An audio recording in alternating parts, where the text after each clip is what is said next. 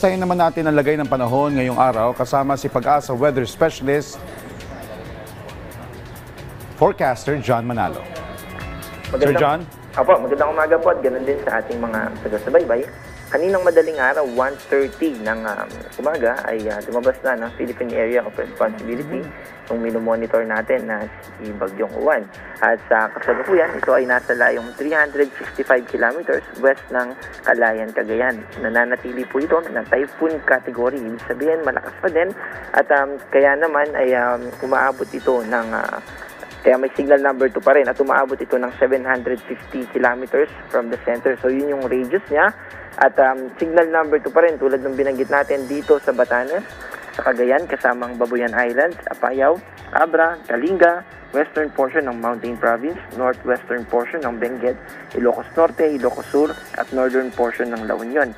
Signal number 1 naman dito sa probinsya ng Isabela, Quirino, Nueva Vizcaya, natitirang bahagi ng Benguet, natitirang bahagi ng Mountain Province, Ifugao, probinsya ng La Union, yung natitirang bahagi nun, at Pangasinan, Aurora, Nueva Ecija, Zambales, Bataan, Tarlac, Pampanga, Bulacan, Metro Manila. Ibig sabihin po ay signal number 1 pa rin tayo at makakaranas pa rin po tayo ng mga pagbugso ng hangin. Kasama dyan yung Cavite, Laguna, North and Western portion ng Batangas, Rizal, Northern portion ng Quezon, kasama ang Pulilio at Lubang Island. So yung signal 1 and 2, yun po yung may mga babala patungkol sa mga pagbugso o lakas ng hangin.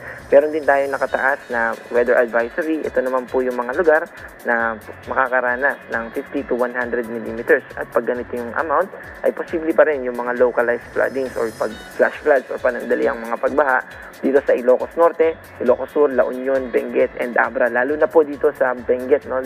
Dito sa Baguio dahil may mga recorded po tayo na rainfall na may kataasan. Sa kasalukuyan ay wala na po tayong nakataas na storm surge warning.